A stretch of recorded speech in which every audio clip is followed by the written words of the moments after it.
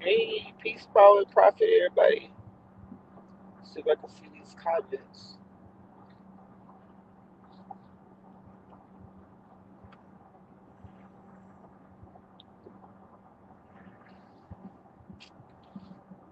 All right. Welcome to Urban Economic Empowerment Show, and I hope you guys can hear me because I can't see. See if I can see the comments. Where are you, Chris? All right, y'all getting ready. It's New Year's Eve. This is your last final 6 hours to the new year. Hope you're ready. 2026 coming in, busting the doors in. Okay. All right. What we gonna talk about? What we gonna do? Wait for Chris. Come on here, Chris. Share some information. Give me a second.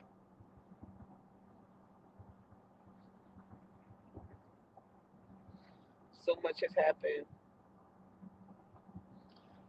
Let me see. Thank you to everybody who donated to my bikes. We donated 31 bikes to young people this season.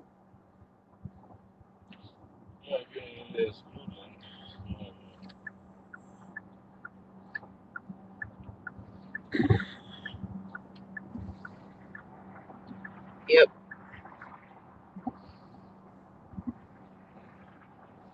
So where is he at? Can't get off. So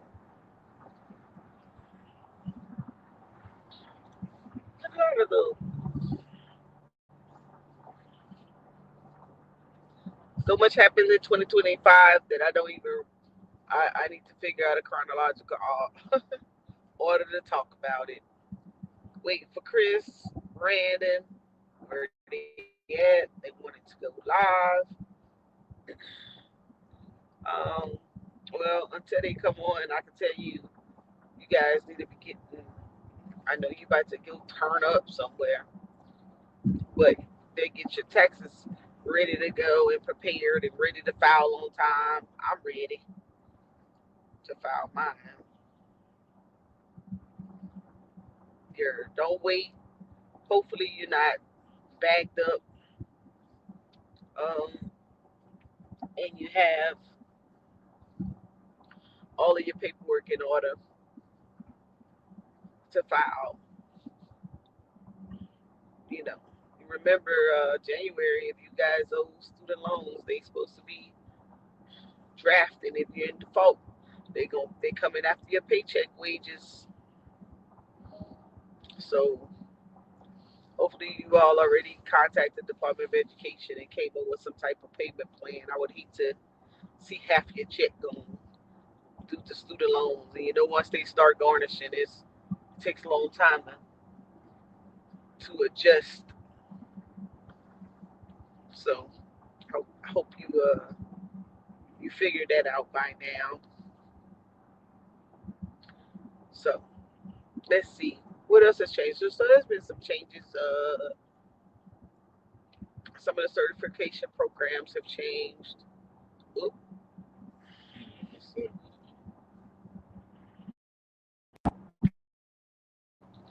is it? What's up, Chris? Yo, what up, Mo? Chris, can you hear me? Yeah, Can you hear me? yeah. Oh, so what we What's talking up? about What's this going? evening? What we Happy gonna do for end of 2026? 2025. Uh-huh. Damn. I take Give us a recap of yeah, yeah. We can do that. And where, where you said, well, who? Brandon.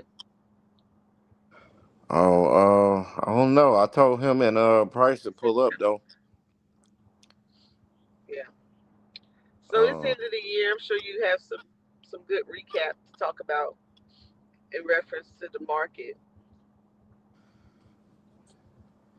Yeah. Um. Yeah. A whole lot of recap. I ain't gonna lie. I've been more in the textbooks than anything else. Um. I know, right? Yeah. So I gotta. I'm taking my exam next week. Ooh, I'm Uh. right behind you. What you doing? A cybersecurity again? What you taking? Series 66. Ooh, Series 66, big ballers. Shit. Yeah. I'm I'm only gonna be taking ISC Square, and then hopefully right after that I could take the Security Plus. I've been studying my butt off trying to retain that information, and it's not like Yeah. it's difficult information. I just have to get into the test taking, you know. Yeah. Lord, I mean, Cause it was mostly, you said it was mostly definitions, right? yeah, but I got a good concept down now on how to study. So shoot, I take my exam on the 12th. Got a couple people in my class already passed, but of course they probably retain that information way better than me. But I do have a good thing to study it. That what so the website that we studied, even though it has the study material, Yeah. um, the exam was a little different. So we found this one guy who has some practice exam and is broken up into like 15-minute segments, and then he break out, you know, why the other answers weren't correct. And so, and then how he explains it, it gives you a better of understanding of what they're asking you. So we've been studying him for a while. So I've gotten a lot better. You know, it's 5 sections. I have 3 sections down packed. Two of them I have to get a little stronger in, and it's not because I don't know the content. It's just that the answers are so close. You know, Yeah. it keeps kind of tripping me up. So this time I said I'm gonna make sure I study my 10 days leading up, and I should be better prepared. Um, so because I'm supposed to be actually starting the studying the Security Plus exam. I'm supposed to be starting that right now. Okay. That's what's up. And so, yes, this all ties into economics because we are trying to elevate our skill sets so that Yep. we can be relevant in the economic world. So, if you all don't see that, then hey, I can't help you. Completely agree. And Uh, Chris is busting that Series 66. Go ahead. yeah, that's a dual registration role. So not only is that an investment advisor representative, that's also a broker dealer agent. So you give advice and then you affect securities transactions. So you buy and sell stocks for customers as well. So uh, I ain't gonna lie, these exams are they tough. They're tough. Um, oh shit. Oh my damn. Hold on. You hear me? Yeah, I can hear you. Yeah. Yeah, these exams are tough. So um it's not about it's really about state law, like what you can and what you can't do. Um conflicts of interest, knowing your customer, uh, providing the best advice that's legal. Hmm. Um knowing, just knowing rules and stuff like that. And, you know, so it's really just a competency exam to, test your competency on that information. But yeah, I'm ready to pass this thing, man. So I can Yeah, get it all done. But definitely gonna need to build our skill sets for sure going into the yeah, new year. We don't know where this economy is gonna go, but we still got to stay ready to keep from getting ready. And Shit, you better stay ready to keep from being hungry. yeah, hey, yeah, Ready is an understatement. You better be able yeah, to fulfill okay, another role. right. No, that's true story. True Shit, story. Okay, African Emporium about to come on. that's cool. I sent them the link. So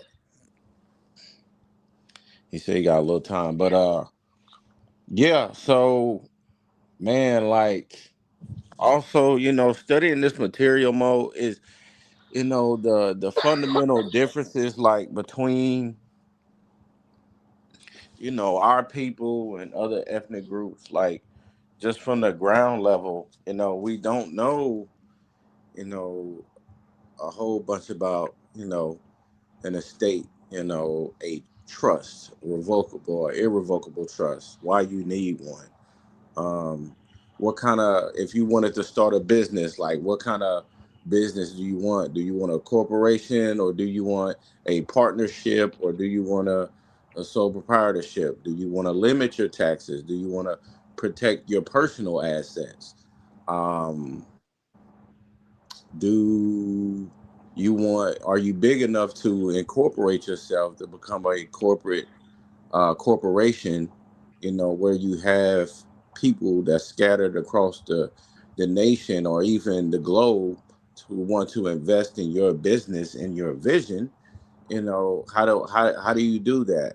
Like, how do you differentiate between a C corp, a S corp, a LLC, a general partnership, a limited Well, partnership, stuff like that. Um, well, and a lot of even individuals life are insurance. grassroots. And Yeah. yeah, I would say the first tackle would be the life insurance, and then Yep. a lot of the businesses are starting very grassroots. Only the ones who have skills, those trade skills, are making money where they think about sustainable growth. The rest of them just just to say they have a business, and a lot of them Hmm. don't even forecast their products or for sales or understand how to stay relevant with sales Right. to make money. And then for the people who for trust and things of that nature, they live in check to check and they can't see their way out. And so saving a little, convincing them to save $5 is like pulling teeth. But you gotta Hmm. do it though. You know, Gotcha. it's like Yep. you have to do it to get to. Unless you want, I think that we said COVID should have opened up the eyes to a lot, but I would say now on that small scale, the shutdown should have really given people, um, especially those who lost government jobs, Hmm. understanding that you have to save. You don't have a choice because you're not exempt, and at Right. any day you could be put in a situation.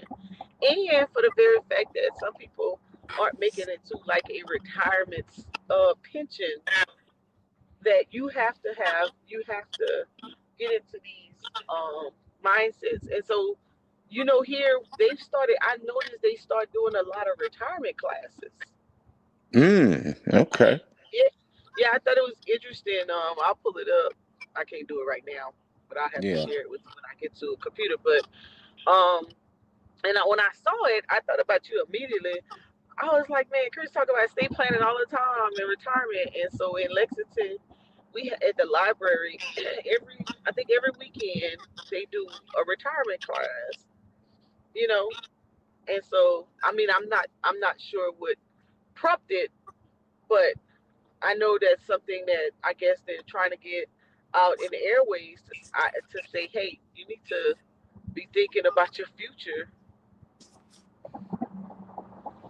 Yeah. And for the fact that in this isn't this the last this is the last This is the last the Medicaid extension.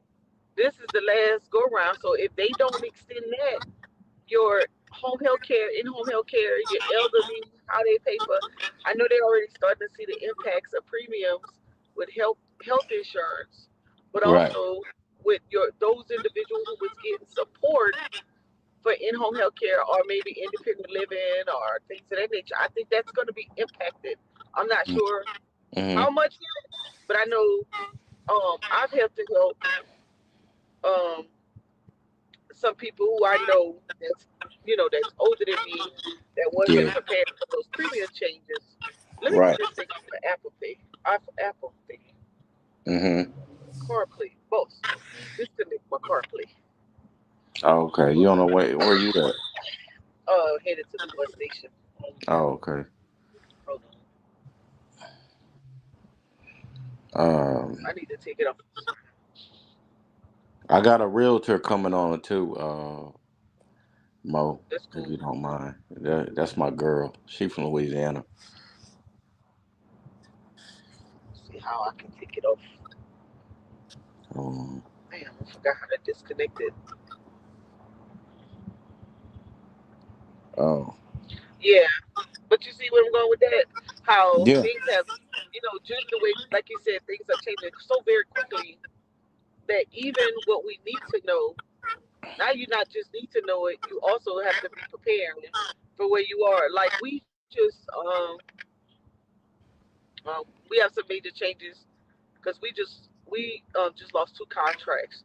So for Mm-hmm. those individuals who that's gonna affect, that's gonna be a major change because you know what happened in the contract world when you when one contractor if when a new contractor comes in, they don't have to Mm-hmm. pay you where you are. They can pay you the minimum.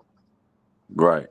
So you're talking about $3 to $4 difference. That's a big, you know, Yeah, that's a that's big a difference. yeah, that could cause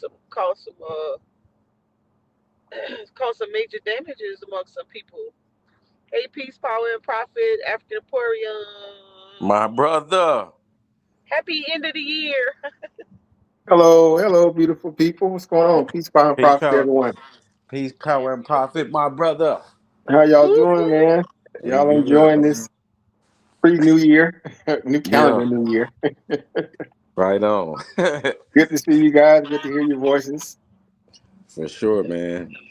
It's been a while. Good to hear you, man. Hey, likewise, this is Yeah.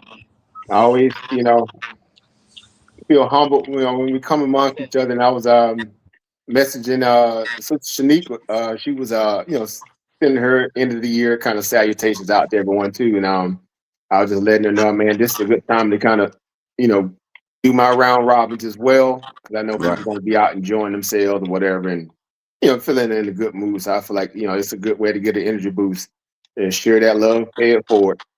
Right. Real talk. And Real happy talk. belated birthday, Miss Mo. I know you just had a birthday too. Whoop whoop.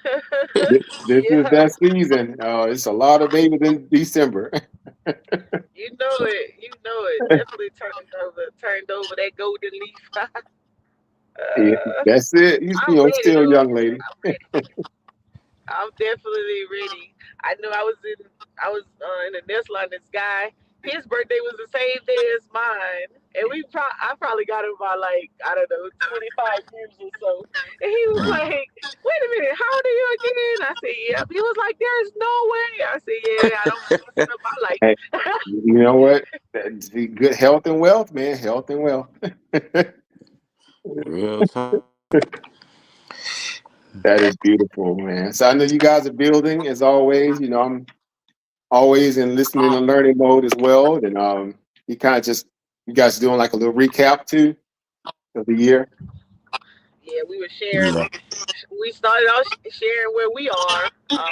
I've been Hmm. studying cybersecurity, and Chris has been studying for his Series 66. Yeah, it's been a great year for accomplishments. Again, although I know I haven't been live, there's a lot of stuff been going on in and around my camp. I'm sure you guys know at this point, but Hmm. I always kind of, cheer and root for you guys from afar sometimes, or I was just given the situation. And a lot of things have been accomplished this year. Opportunities. I've seen a lot of people doing some great things. If it's just, being able to take a lot of what they've been learning to the next level, expanding on what they've gotten from, all the research and putting the time in, being, obviously diligent and trying to, expand their scenarios. It's been nothing short of amazing. I've been seeing a lot of people just like, yeah, I've turned over that new leaf as well. I've grown. I've come into a place where I'm a little bit more comfortable. And we live by the old adage, small things, right? It's the small things that continue to keep you out. I should say excited about growth. So Right. it's nothing short of that, man. You guys been kicking butt, taking names. I can truly attest to that. Absolutely. Yeah. Mo been Mo been working in the background as she always do. Secret society. You say the secret society, you fired. Hey, I can tell you So one thing though. I had tried to, the whole time we have been talking about, take these baby steps when investment go away, invest where you are, put away what you can when you can. And Yeah. this whole year, when people started losing their, I think I was just somebody had just offered me a federal job, and then like within a month or so, federal jobs start going away, and Yeah. a lot of people started panicking, that you would normally think that would. And so, and I would tell them, and they'd be like, "Why you always so calm?" And I was like, "Man, I'm so glad I started putting that couple bucks away. Cause let me tell you something. I started opening up them brokerage accounts. I was like, shoot, I forgot about that. I forgot about that. Yes, You know, ma'am. you start peeping into them little corners or whatnot. Yeah. I think I even had a boo boo account out there somewhere. Yep. And then Yep. worse, when you posted about the precious metals, about the gold, the platinum, the silver, the aluminum, or whatever, yeah. I had a one gold account. I had to go check. I was like, what's crazy Mm-hmm. is that even when you tell, even when you share, pay attention to what's going on around you. Make sure saving and investing is always at your forefront. And then when you have to make adjustments or you have to move around, don't be afraid of change and don't try to fight it. Just go with the flow or whatnot. And I think even when I started studying, I actually started studying the cybersecurity to teach, to train on it because I knew like there was a lot of younger people in my family that's not really paying attention, that's gonna lose college money and all this other extra stuff, and Yeah. that's gonna need to learn a new skill set. And so when given the opportunity, I was like, oh, I'll come train on learn how to do the entry level, and if I could teach it, and you guys can move to more advanced in the cyber world, then I could teach them and help them get another skill set and then get to where they are. Shoot, I come to find out I had all type of people around me that was in the cybersecurity world that were Mm-hmm. making really good money on the entry level. Yeah. So I got ghosts for a little bit from the live streams because I wanted to make sure I could get that entry level down, while still putting them dollars away. But boy, it sure came in handy. I can tell you that. Right. That is You know. so true. And that's the great thing about it too, because I would definitely pay homage to that too as well. But definitely over Chris, you were very adamant in sharing the mindset of being open up multiple accounts. Why wouldn't you, right? Mm-hmm. Because the great thing about it is now that we look back, we say, well, okay, the incentives were great because at the time, let's say 2017, 2018, while a lot of these brokers began to really expand, all these new companies came into a foray, they were offering a lot of great incentives to sign up with them, right? They was giving out free stock, they was giving out, no exchange fees for what they were back then, which is basic zero now, but nonetheless, Yeah. it gave people the opportunity to see that this was not some kind of, overly intricate process to be able to gain access to the capital markets, right? It's just open up a brokerage account, which Right. is a lot easier and faster than that of a bank account, right? No screening. If you got money to fund it, you good to go. And Facts. so, and it just goes back to one of those moments I was thinking about that, Sister Monica, when you was doing doing the scholarship stuff, and we were trying to find questions to, offer to the participants, and just understanding the greatness of which is better, FINRA or FDIC, right? I'm a FINRA kid at heart. Mhm. I just welcome the idea of that, because it gave people a sense of understanding where they might have felt like they was handicapped by not knowing a lot of the base stuff about investing, but having that account was the entry level in itself. It forces you to want to learn because you have access to money, right? Access to opportunity. So who knew it pays off, right? You have all those accounts open up, and you have a little coin here, a little 50 here, a little 100 here, a little 1,000 here, and over time, what happens? Interest. Yep. Interest happens. If that, if you had one or two assets, and it doesn't matter, just interest begin to happen. And that in itself is just a great problem to have, when you just forget that you have old accounts out there that are just sitting with money. So Facts. yeah, Hey, it's awesome. people need to be food. That food insecurity start kicking in, and people that have food, this, that, or whatever. I'm like, ooh, wee, boy, y'all, this is gonna be the perfect time of the year for y'all to understand what happened and how you can get back ahead, or change up some things, make some changes in your life. Grassroots, entry level, college, even a changing of the degree, changing of the degree classification, how much you get to borrow, getting ready to draft student loans out your paycheck if you in default. Like, it's gonna be some major changes, for some folk. Mhm. But in the same sense, if you get ahead of it and start to plan out, you could at least live a leveled lifestyle. Hmm. Um, it's hard to be. Sometimes you used to feel bad for the people who just weren't doing nothing, but now you got individuals who you thought knew better who are in that same boat, and you're like, oh man, now we gotta train you too. Yeah, policy is So we, something else. It's yeah, very, again, it's the enigma of understanding how we always yep, value being able to have multiple opportunities, in front of yes. you, multiple irons in the fire, we would say, because you don't want to be dependent upon one source of Don't get complacent. source of income. Exactly, Yes, right? yes. Don't And get complacent. That's what it reminds me of. Right. yeah, yeah.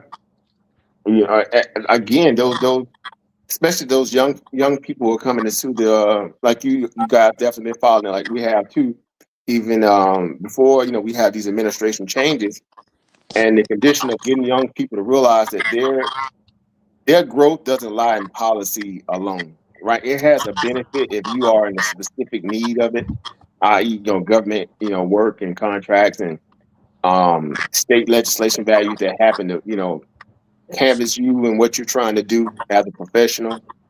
But ultimately, in our mindset and goal was always to get people to realize that you don't need to be dependent on none of that. When you become Nothing. your own independent banker, being your own independent investor, Right. you break that mold. You break that generation mold of thinking that you have to be a worker bee, or you have to wait on someone else to provide you growth and opportunity, which is just, I mean, it's a false narrative, Fact. given that, by typical nature, self-preservation teaches us how to go engage other people to find ways to eat, right? Hmm. From a basic level. But, a lot of things just, people get bogged down by feeling that you got to, impress other people, or they kind of live up to their parents, aspirations, and it's a lot. But I just welcome and celebrate those young people who took a stand and say, I want to do something different. I want to, not be bogged down by one, particular profession only. And investing, became the most agile, opportunity for a lot of these young kids. And we think about it now, 'cause a lot of those kids that were back in those discourse back in 2017, or we used to come on and watch those urban economic empowerment Uh-huh. shows. Look where they're at today. They had a great entry level back then. Now they have a strong understanding of why investing is important. Right. Right? You can't take that away from them. Yeah, I was listening to some podcasts, and it was funny because they were like, man, I can't get my teenager. I try to get them prepared and ready for college, and they over there talking about they want to invest, they're doing this, and I'm like, what are you doing? That's like, y'all just don't even understand. Hmm. Those kids that got a taste of making some money. They're not Hello. concerned about that. Right. they, That's tangible opportunities set in front of them right now. And you encompass that with some great skill sets and patience and building with discipline. You know what that's going to do. It's like when you say, well, okay, well, every kid that during our time frame, we used to look forward to an allowance, right? Mm-hmm. That's like an escrow for opportunity or things that you can do to build upon, being able to receive that payout at the end of the week. If you did some simple chores, this, that, and the third, it just teach you how to be disciplined, right? But it's the same mindset when you become an adult or a young adult and you're trying to understand how to navigate money, right? Paying yourself first, right? And that being in the form of an investment, something that has a reinvestment, protocol, right? Like a drip, right, so to speak, dividend reinvestment program, so to speak. Right. But that's the smartest thing you could do. So Stash became a monumental opportunity for these people to see that, yes, reoccurring investments. You don't have to do nothing as long as you can keep $4 or $5 in your account. If you're trying to do it small, if you're doing it bigger than that, 100 plus, and just let it happen. Because I'd rather they take the money out and it goes towards that than it goes towards some old bill or app, something that you barely use. And they just constantly, take the money out your account. Yeah. And so it teach you how to say that prioritize. And again. right, it teach you how to prioritize, and that's why I say it's a good problem to have when you figured out that you lost accounts that had money still sitting in them. That's a good problem to have. Man, that Fidelity account, I was like, oh my God. Um, Also with gaming, someone was complaining about their child gaming, but the child's making money, membership in their YouTube accounts, and their subscriptions is up, and they making them YouTube dollars out there. I'm like, y'all better, what you should be doing is telling your child, hey, you need me to hold the camera or something. You know, you want me to read Yes, the chat for you? yeah. But I mean, the that right. custodian accounts has changed the game. Now it's easy to even Oh open yeah, up a custodian account. These brokerages, they want access. They want opportunity yep. to, hold and help navigate people's growth in money, Right. And so I the think incentive Stash got programs are still insurance there. now, ain't it? Don't Stash has insurance now. They've grown so much. Stash is definitely growing. And Mm. which we knew would happen, eventually, because these portals were just, among many that were, really getting people, it started at a time where I think the big boom really happened in terms of this so-called millennial generation. A little bit post COVID or pre COVID, but definitely during COVID, it was crazy. Yeah. All those young people who were right at graduation, level, high school when COVID hit, 4, 5, 6 years later, imagine where they're at now after sitting home having to learn things that were just, you know, how to create a way out of no way by sitting on the internet. And what was the most prominent tools during that time were what? Investment, you know, basically investment videos, Yeah. investment live stream, anything had to do with investing, that was huge. Yeah. So I just say hats off to all those people who took a chance and said, you know what, this is worth my time sitting in front of a screen and learning. I applaud those young people today because they're now the ones sitting at the front of this AI revolution. In terms of how this is going to be their next so-called Microsoft or Apple back in the day. Right. It's great. What's going on over Brandon? Over Brandon in the building. I see you. What's up, B? What What's up, man? happening, y'all? What's Can y'all hear good? me? Yeah, yeah. Yes. How's it going, man? Man, it's going, man. When wisdom speak, you be quiet and listen. That's why I was over here just ear hustling for a little bit. Yeah. Yeah, Man, you I'm in the midst of some awesome people, man. I'm here to soak up some game and learn myself. And I tell you, man, it's great, man. It's great. Thanks. definitely is. How you guys been? Whose name is Taylor? Wait a minute. Y'all know it's Taylor. I didn't put the. Oh, that must be Chris. Is that your friend? Huh? Kayla? Kayla. Taylor? Taylor. Yeah, Yeah. yeah, yeah. Okay. She's a realtor in Louisiana. So I just wanted her to come on and she tell us about her being a realtor and you know people who are interested in buying a house, what they need to do and all that stuff. So I know Hey, Oba Miss is Taylor. too. I know Hey I Ava. y'all, was how gonna, y'all doing? girl, I was about to boot you right up out of here. I was like, wait a minute, I don't know who that is. How you doing this Hey, evening? how you doing? Yeah. Good, how are y'all? Yeah, I'm good. Yes. good, good. Well, Tell us a little about what you do.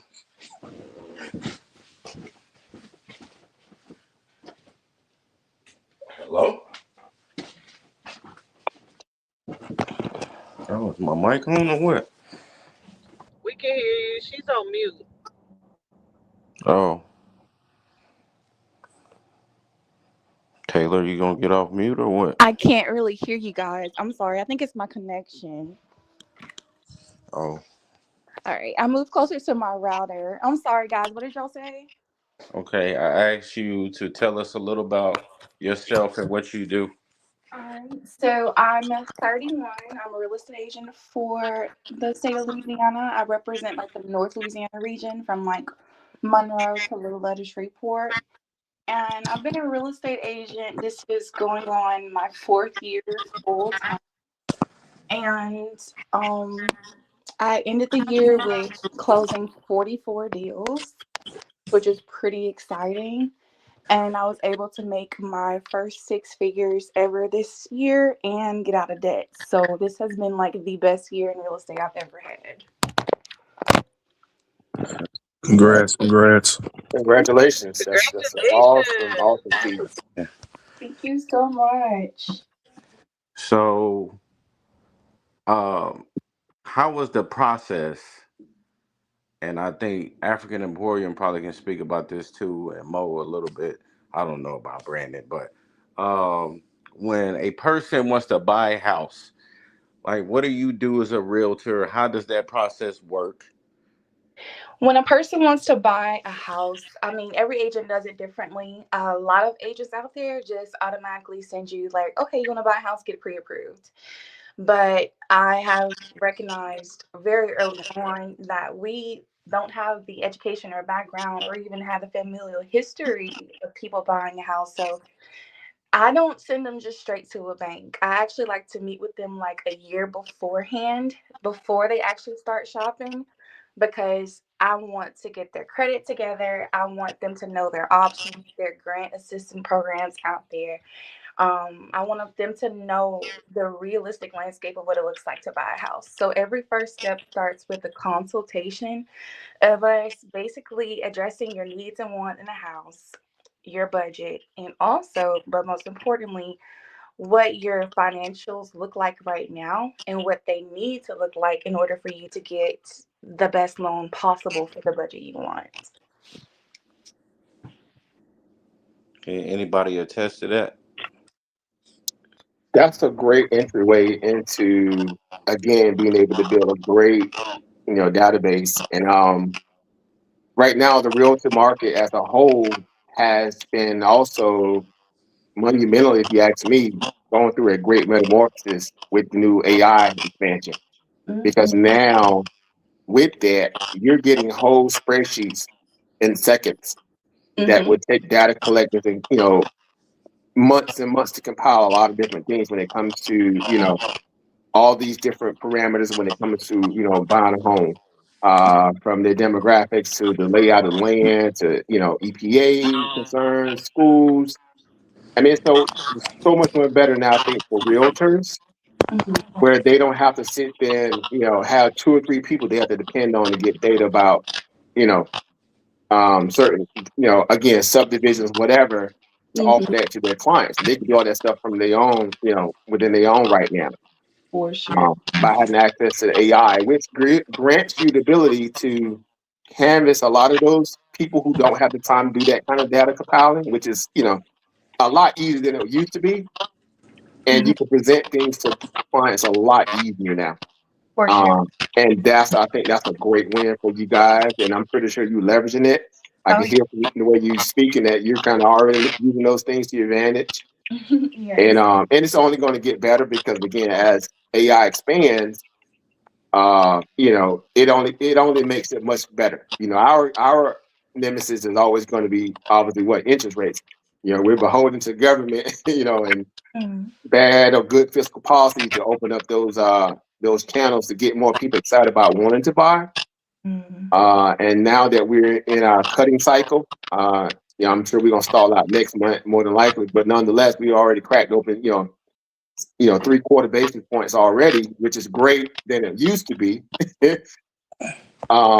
But I'm sure it's going to get better for you, and that's great. I'm excited that I love hearing about what realtors are doing and more ways that they're learning how to navigate and keep their clients, and find more clients, to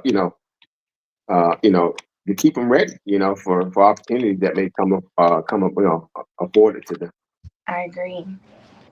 And I admire the fact of introducing them to the grant programs because there's plenty of program for first time home buyers, especially programs, career ready type home buying grants available. County first time buy grants. Matter of fact, here in Carolina, Richland County just did like 2 million in for first time home buyers, and then you got those rural area grants that's available because most Mm-hmm. of the time individuals they may be eligible to, but they may not have that down payment, and those grants come in handy. Oh yeah. And so that's definitely a good segue to present to first time home to home buyers that are usually get left behind. Not to mention the fact that um, I mean, for me, buying a home was better than renting, but I know a lot of people they love to rent. But then in the same sense, then you have businesses who, we were talking about FINRA and FDIC businesses who are renting facilities or who are getting more into the residential medical business opportunity, which is going to be real big under the big beautiful bill if people haven't paid attention, who For are sure. looking for property, if not property, Mm-hmm. multi-family homes for veterans or for intellectual disability or for group Or homes. just the sheer amount of new homeowners that are coming into the market, and we don't have the inventory to meet it. To be honest. Which is a big Wow, now problem too, that's a where it heavy thought. was. And I'm saying that maybe because it'll loosen up maybe a little bit, given this sort of scenario that we're dealing with this, kicking people out of the country. A Mm-hmm. lot of those houses were purchased obviously under the, government expansions and NGOs that were buying up all these properties, to house people. There are some markets that are starting to free up now from that. Mm-hmm. Good, bad, or indifferent. I'm not here to talk politics. I'm here to speak to the idea of opportunities for real estate agents and those who are looking to buy homes who were bogged down by a lot of bureaucratic red tape, Mm-hmm. and even with the current administration, they're trying to incentivize homeowners as well. Of course, Trump is pushing for more rate cuts, be it we need them or not. That's another discussion, of course, given Exactly. where inflation is at. Exactly. But I think they're now just trying to throw everything at the wall, see what sticks, and they're willing to see if inflation will rebound to get people excited about wanting to own homes. Because, there's a lot of ebb and flows, and that's where I enjoy when realtors come into the chat, quote unquote, with people who invest and people who are, market participants and, this, that, and the third, because there's a lot of shared data between the two. Mm-hmm. And I find that to be very, very useful, worth leveraging, because you have specialties where information may get lost in translation. You have people to help you unpack that. So again, kudos to the realtors. You guys, y'all came through COVID. That means you file branded. You were showing houses virtual during that time. You learned how to leverage computers and software. For sure. But a lot of people got rich during COVID. They did. We were talking about that before you came on. It was an expansion of knowledge Exactly. across the board. Young people, old people got retooled. Everybody got a crash course in upgrading. And I think I got to speak a little bit because I heard a couple of people mention this, that people aren't excited to buy. And I kind of got to disagree. I feel like the Generation Xers and above, they're not trying to move. I don't blame them. They want to stick with their 2 and their 3%. But the younger generations, like the millennial demographic, is the number one demographic that I'm seeing right now that is moving into this space. They're not letting the news and the media try to obliterate their thoughts and their knowledge now that they're gaining, that one way to invest and grow your network is through real estate. And even though the interest rates are sitting at 5.7 to 6%, they're still getting in. And honestly, I really don't want the Feds to cut the rates too much, because I don't want what happened in COVID to happen again. I don't need the rebound effect that the inflation brought, with prices jumping up $50,000 over the course of a year or even months. That is a good point. And that's where I was alluding to that idea of that, where we're stuck now in this so-called, we've been kicked off with the rate cutting cycle. Right. Again, good, bad, or indifferent. They're trying to see what sticks. And it's not the best. If I had to give my perspective as an investor, I would vote against it. Because again, given how we know inflation is, it's a hidden tax, it's erosive. Oh yeah. It's very, it's a cinder block for stagnant wages. And Agreed. you got to have a prominent, I should say a prominent GDP based upon where you're seeing the Main Street contenders really expand, and not just Wall Street, for that to really work. Yes. And I think therein lies the problem for, again, a lot of the young millennials who are getting stumped right now because they can't afford these houses that are sitting at 70-80% gains. I can attest to that, knock on wood. We just offloaded one of our properties over 120%. Wow. And this was the first home we bought. It was a starter. And it just, we did everything right. We refied when necessary, when the rates were like dirt cheap. Yeah. We did it exactly right. If there was a turn book way to do it, looking back now in hindsight, it's like, okay, that was an interesting experiment. Yeah. And it was a rental. We did the 1 year under the VA loan, and then it turned into a rental, and we never had a downtime with that property. One particular one, and I was just saying, man, and we sold right before the kickoff, happened. We sold, around in the summer of this year. Well, this year still.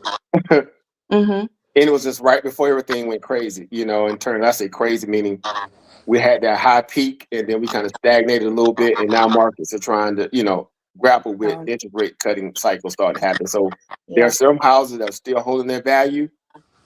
These kind of red hot, in real estate areas. And then there's others who are just drastically crashing, i.e. Florida, my home state. Agreed. Florida's catching all kind of L's right now. And that's because we know why, though. We kind of know what's going on there. For sure. Can you speak to Florida by any chance? Do I sell in Florida?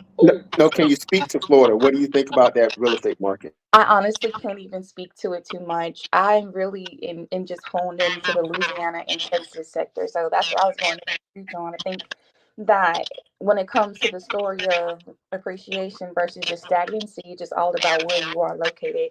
I'm hearing horror stories, and I have some referral partners in the Detroit area and Seattle.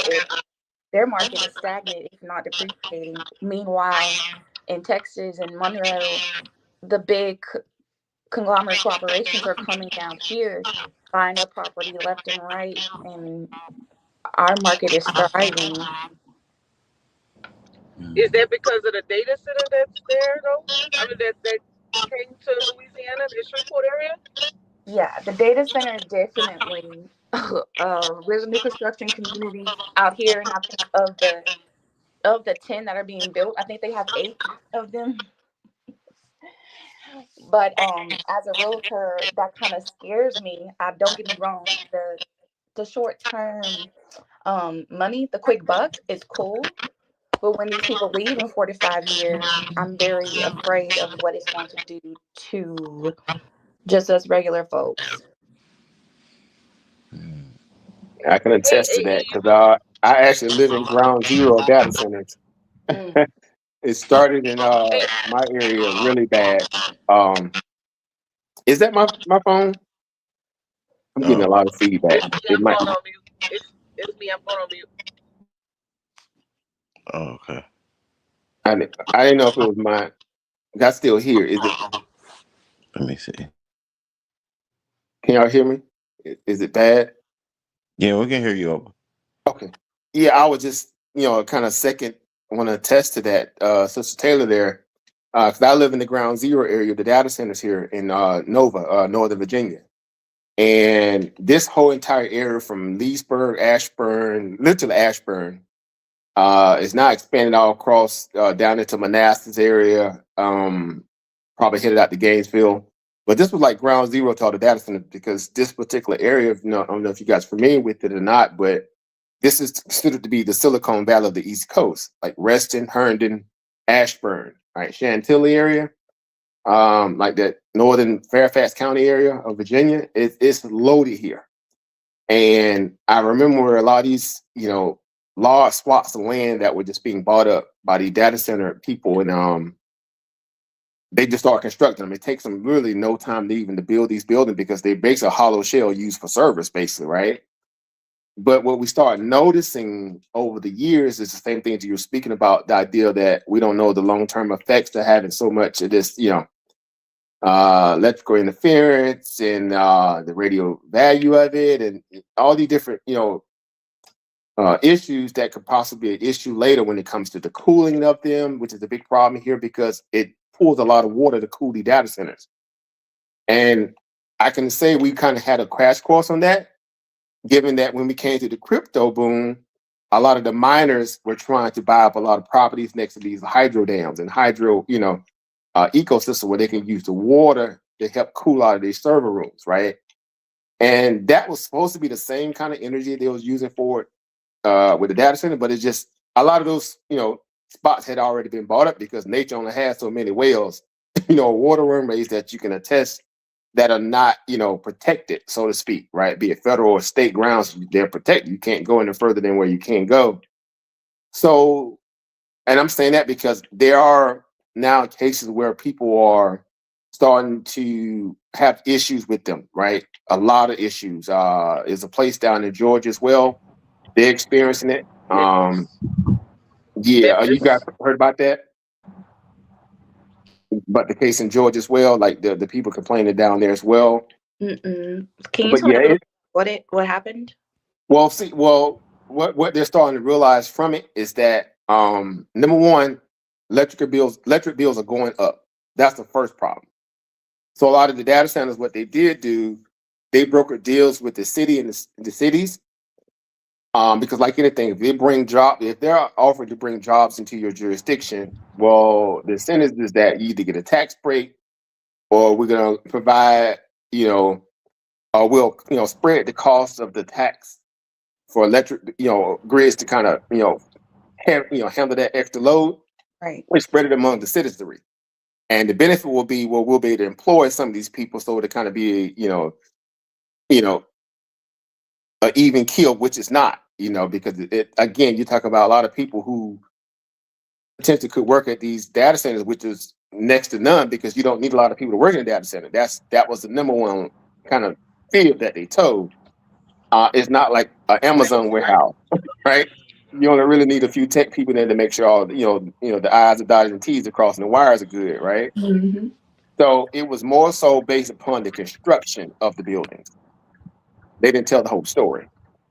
So electric bills went up, water bills went up. Also, water got polluted. The amount of water churn that it takes to cool a data center is a lot. So a lot of these wells wasn't used to that kind of flux of water pressure and power. So it eroded sediment and other things that got into people's running water. And so they had the same issue that fracking became a big problem with the oil drilling, with Mm-hmm. the natural gas runoff that went into water pipelines. Yep. It began to happen in the cooling centers as well. So, like any great, I don't know, new age construction, where you got to, figure out ways to, iron out the problems. Well, the initial problems are going to be there, and the people who live in those areas are going to have to suffer first. So you always ask yourself, does the benefit outweigh the short-term pain? Well, for a lot of people who are stagnant wages, who are not in the workforce, who are on fixed income, they can't afford to have those kind of problems, or expansion of their bills. Right. But I'm speaking it from a place of what I'm seeing and hearing in an area where that's well to do, right? These people up here got money, of course, in their mind, like, well, we should have the best building, the best best this, that, and this. If you're doing it in a rural area where you're cutting corners, they're not going to have the proper oversight, so to speak. So that's just one of many things I've been noticing and witnessing, because they're everywhere up here now. I mean, I Yeah, can we tell got you, it. right? Go ahead. Well, I was gonna say Carolina, we got the same issue. They're building that one in Florence, and the billing issues is gonna reach as far as Columbia in the area. That's been a big conversation right now, and the contamination of the water. But the deregulation is kicking our butt because the state they're only looking at the money that they're making and how it's benefiting the state, not the citizens. So and they took out. So we passed the energy bill and they took out consumer protection. Hold on, I'm going to take myself off a speaker. Okay. What up, Price? Hey, So what's I good, have a everyone? question. What's going on, Price? What's up, bro, Price? So I have a question. Does this whole energy play become one of those sitting stocks? Hey, brother Price, with Peace Power Profit. I didn't know that's who that was. I saw the GA there. It wasn't sure who it was. What's going on? Hey, what's up, brother? Hey, What happened, Yeah. man?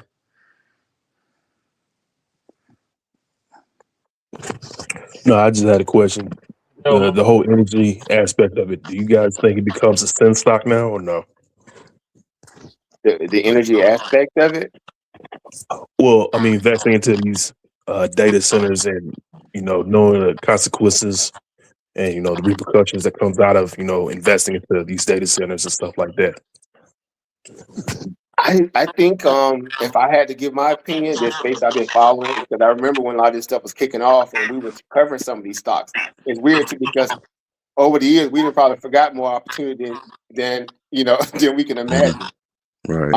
That turned around and became great entry level opportunities, right? Based upon they got their ticket punched. The next great wave of innovation was spurned by, again, the people who make the picks and shovels, not just the one who housed the opportunity, right? So we always look at that first, right? Who makes the picks and shovels? Those are people who are always going to be in need. As an investment, you say, well, there's always going to be a need for this, right? The same way we look at NVIDIA as a pick and shovel type of company, Mm-hmm. even though they're expanding and buying a lot of stuff now, but that's the use case, right? With the data center like Cyrus, and there's so many of them now, the web of opportunity lies within the real estate, the energy consumption, the utility infrastructure. Mm-hmm. Again, then you start going more hardware in terms of servers, the server racks, the wiring, all those different components, right? When you Mm-hmm. strip down an investment thesis, that's how you look at it. You want to be very objective. Think about every aspect of opportunity that goes into, the making of that opportunity, right? Yep. And from that, you say, well, which one demands the most, need, or which one has the most steady, use case. And that's how you want to look at it, because we understand that the energy grid in this country is horrible. Cooked. For a first world country, we have a very poor infrastructure when it comes to electricity. Right. And it's been needing to be upgraded for years, right? For decades, essentially. So with that, you say, well, if you're going to need an extra, all these new extra kilowatts of power to be pushed through the system to kind of work with these data centers, well, you're going to have to start upgrading some of this stuff at some point, or you're going to come up with another energy source. And what we realized is, I don't know if you guys are familiar, but when we was talking about minerals, things like that, they're going to make these different components. That's on the smaller side, but then also these SMRs, right? These small modular reactors, right? In terms of nuclear power, that's been floated a lot under this new administration as a new power source. Oh yeah, Because we Mhm. Go ahead. redoing one in Somerville. They getting ready to uproot that old one that was in Somerville here in the Carolinas, nuclear reactors, and I'm then familiar with the West. ones down there. I used to work down in Yep, those areas when I was in yep, Columbia. yep. That's the new. We had some contracts in certain those parts down there, south of Hmm. Saluda, further down, of course. Yep. But yeah, Yeah, that's a new project, and Westinghouse just did an expansion. They got a 40-year license, and so Mm. they expanded so that their nuclear rods can last longer than 12 months, 18 months. Yeah, 16 to 18 months, and that was the biggest. So we passed that. That's what I'm saying. We passed that energy bill, and the problem was that they took out consumer protections, and that's been the biggest concern. So everything you said in reference to energy and what's happening in your location up there in the water, that's the issues that we're going through right now in the Carolina. And we can, as a citizen, we've been voicing concerns and coming to the table, but the issue between corporate citizens and the government, they have that consent agreement that they've already signed between them and the companies. And so we really just look now, you're just fighting for consumer protection in some type of way, or for corporate fiscal responsibility to the community, all of which is what you just said. They said you could get jobs, but that's just on the infrastructure side of the construction, but after that there's nothing else. I agree, and that's what I've been seeing across the board here, especially in my area. It's just it's crazy because, and I'm only saying that because again, the political landscape here is just a hot mess. And a lot of people that Mhm. they're even employing to build a lot of this stuff in infrastructure. Again, they were using a lot of that kind of illegal labor, which we know how they get down. It's weird how all this stuff was happening, but none of the people who employ these people end up get jammed up. It's funny Mhm. how that works. But nonetheless, I'm saying that because the opportunities, it did free up a lot of those projects that got stagnated when they began to do all this kind of, I don't know, maybe, the immigration mess and kicking people out. A lot of people began to, who were construction orientated people, they began to kind of find and work here and there. But the need for how people like Mark Zuckerberg and Bezos, a lot of those guys are always in this area, and out this area, they're canvassing a lot of this land. They're trying to buy their slice too because now they want to be a part of the infrastructure aspect of it as well, besides just the tech side.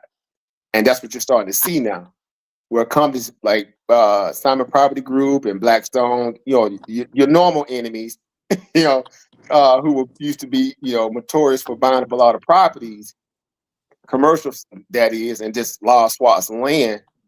Now that's starting to happen within the tech sector. You got the tech bros buying land now, which is It, crazy, yeah, Mhm. isn't crazy. Taylor, isn't Mark Zuckerberg bought isn't he putting up a I think data she center in dropped off. Louisiana? She Oh, dropped she off. dropped off. Yeah. Oh, because I think he's putting up something in Louisiana as well. Yeah. He putting up a data center. Yes, I thought. Yeah, Okay. yeah. Yeah. Those your old school real estate barons are becoming a hybrid now. Now you have tech real estate barons, Mm-hmm. and I think at this point they have to be. they're stuck if they don't because they overly leverage, right? Yep. Like they So always do. They always over leverage, and once they find out that they overspent, well, guess what? Who's on the hook for that? yeah, yeah, The we are. shareholders, right? Yep. We And are. then the citizenry is always, Yep. but they cash out is nothing you can do, right? Yep. It's you kind of at the behest of hoping this project, comes to fruition and pays out like it could, or at Yeah. least, the incremental gain will be worth the weight to have capital tied up in these, these investments. You Right. know, Um, you know what's interesting? Um, the oh man, I forgot what I was gonna say. God, I can't believe I forgot. Never mind. Okay. you having to do with real estate, the side of it, or just the tech side, Man, it was oh my gosh. the It policy, is the policy driven? no, it wasn't the policy. It was golly. Oh man, I already mentioned Mark Zoo. I already mentioned that piece of it. That's okay. It'll come back. I have to listen to y'all a little longer. God. Oh, no worries, no worries. But, it's been an interesting year. I'm pretty sure, like I said, you guys are already on top of a lot of this stuff, and Yeah. I just been compiling stuff again, doing my little so-called hiatus, and I was just like, the market is just, and I say the I got it. market, mean I'm just go ahead. Hmm. I got it. What I was gonna say was interesting. I had the professor out of Clemson ask me, y'all had started talking about contracts again, and she asked me to do a session for contractors, and particularly those who are interested in doing infrastructure for nuclear facilities. Mm. I said, oh, okay. She was, and so she's like, look into all of the different types of infrastructure or different jobs centered around putting up nuclear facilities, and then tell me what you come up with, and I'll galvanize. So there's resources, but basically, she was saying, I'll pay you to train some You chopping up, Mo? contractors. You Oh, breaking up? yeah. Let me go. Okay. But just do what I just said. The nuclear contractors, Try it again. infrastructure, those who build facilities. Can you hear me now? Yeah. Can you hear me Yes. better now? Mm-hmm. Oh, yeah. So she was telling me she basically wanted me to put something together to train those who are interested in building nuclear facilities, nuclear reactor facilities, or regular, and any getting young adults interested in that career field, and how to get their businesses certified, because she's a nuclear professor at Clemson. Mm-hmm. I thought that was real interesting. That's the way. That is your new energy. That is your new.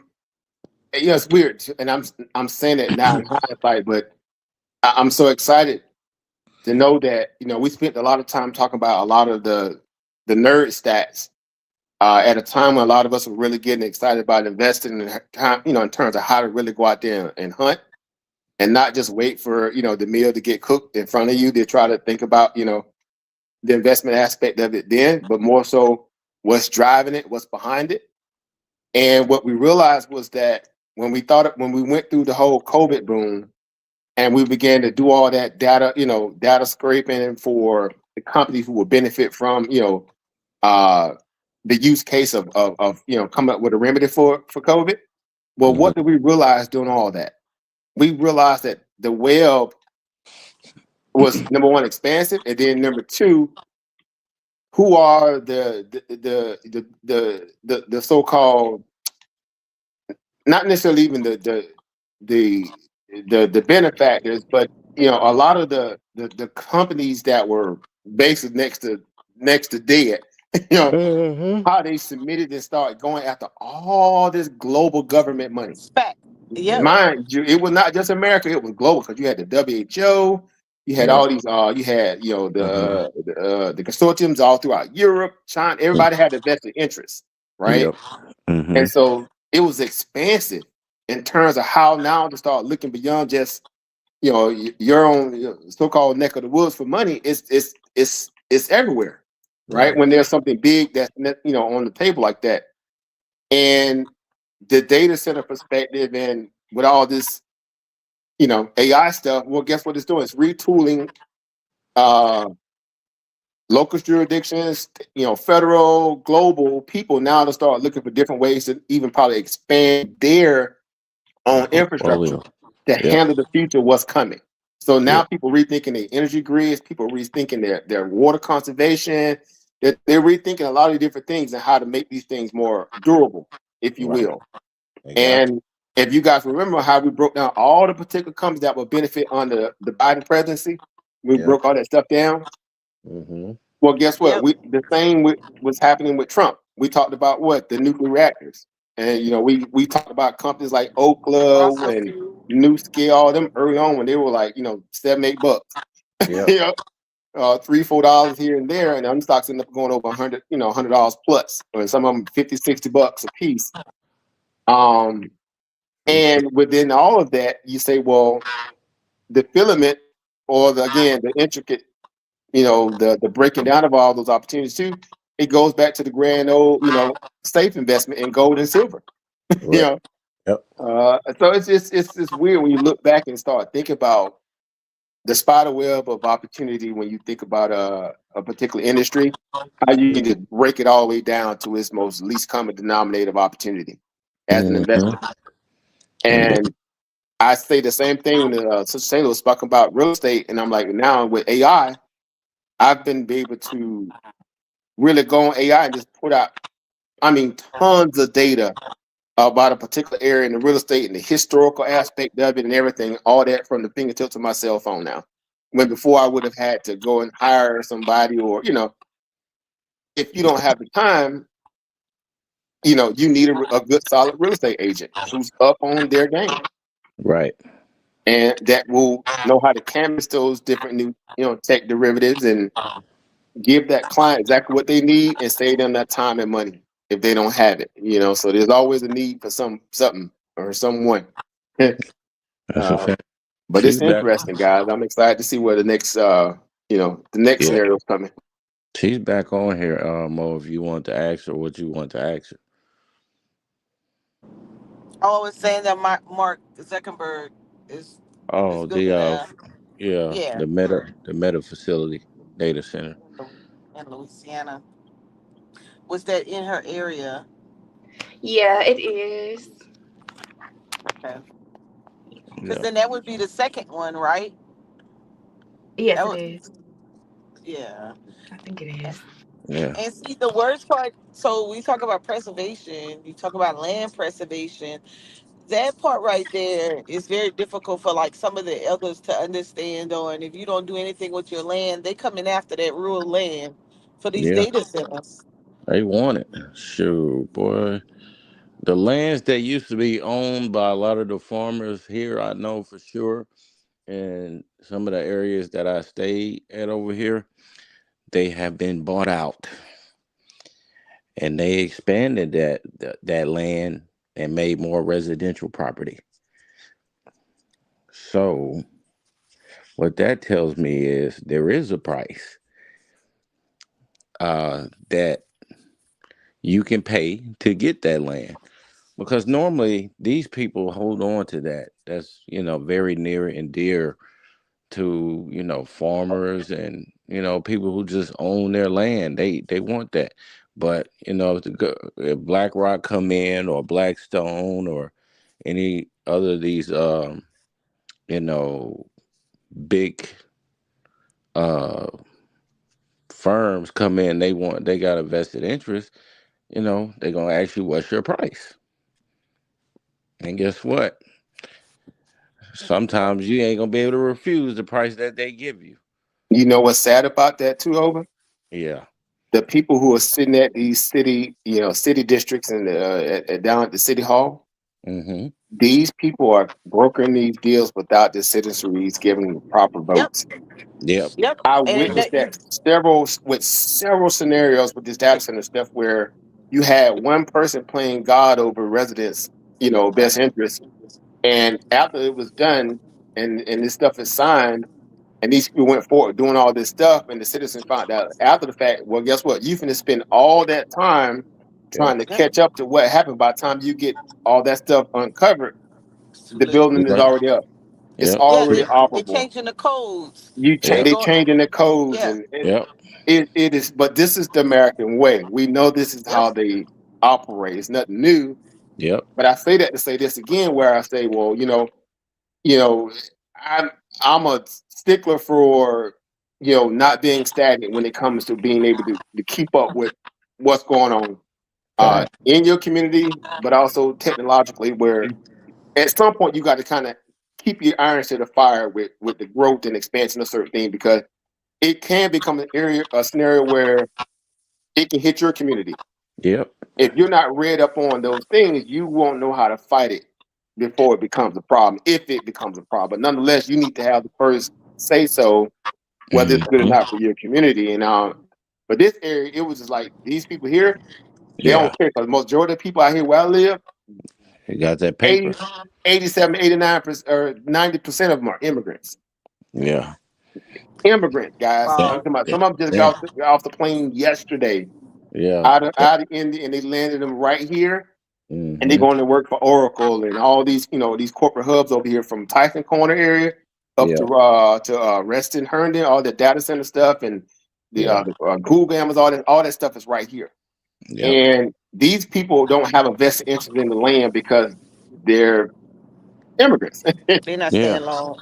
Yep. They Yeah. can get the money and They leave, coming in right? about It's not a big you three get three years and they out.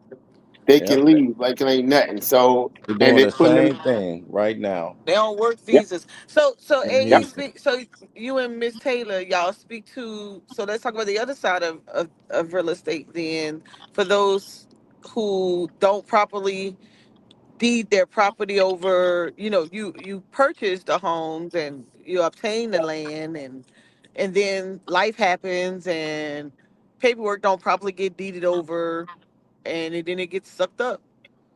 Um, I was just gonna say that's the number one way that people are getting land here. Not because they have them coming up here and having, big corporations sign new bills, but mainly because the families aren't paying their taxes and or Mm. they don't know how to properly transfer a deed, and they just go, oh, word of mouth, my grandma said I can have this land. Well, grandma dead and grandma didn't sign it over to you in her will, and you are not on this deed. So So now tax this liens. land is up for sale for $2. Yep. They gonna That take is a it. horrible experience, and that happens more so than not than you guys can remember. Facts. I think For about it sure. because people didn't understand the value of doing simple, because again, the word trust in Black community is now becoming a real major. I should say it's growing in our let's come more than ever now. Finally, Yeah. we starting to Yeah. realize the power of trust. Yep. Uh, as opposed to just trying to do the word of mouth pass down stuff and not having family members carry over and keep up and track of the paperwork when it comes to grandma and grandpa houses and land. Yep.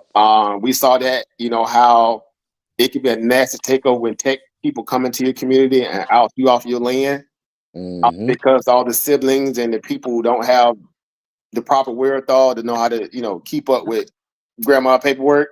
The Yep. case that happened down in South Carolina where Kyrie Irving had to get involved and help the lady. They were trying to take her land.